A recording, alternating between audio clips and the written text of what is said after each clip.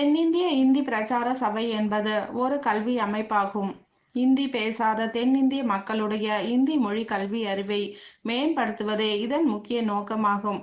தற்பொழுது மாணவர்களிடையே போட்டித்தன்மை அதிகரிப்பு காரணமாக பல மொழிகளினை அறிந்து கொள்வதில் அதிக அளவு ஆர்வம் காட்டி வருகின்றனர். இதன் மூலம் எளிதில் வேலைவாய்ப்பு, கல்வி உள்ளிட்டவைகளை எவ்வித சிரமமின்றி கடப்பதால் இதனை ஆர்வமுடன் கற்று வருகின்றனர். அவ்வகையில் காஞ்சி ஹிந்தி பிரேமி மண்டல் மற்றும் இந்தி ஆசிரியர் சங்கம் சார்பில் காஞ்சிபுரத்தில் 30க்கும் மேற்பட்ட இடங்களில் இந்தி மாணவ மாணவிகளுக்கு வயது வரம்பு இன்றி கற்றுத்தரப்படுகிறது. இதன் அமைப்பின் சார்பில் கடந்த ஆகஸ்ட் மாதம் பல்வேறு நிலைகளில் மாணவ மாணவிகளுக்கு தேர்வு நடத்தியது. இதில் காஞ்சிபுரம் மாவட்டம் முழுவதும் மேற்பட்டோர் இந்த தேர்வுகளை எழுதினர். இதில் காஞ்சிபுரம் இந்தி பிரேமி மண்டலத்தின் 230 மாணவர்கள் தேர்ச்சி பெற்றனர். இவர்களுக்கு பட்டய சான்றிதழ் வழங்கும் விழா காஞ்சிபுரம் தனியார் திருமண மண்டபத்தில் செயலாளர் விஸ்வநாதன் தலைமையில் நடைபெற்றது.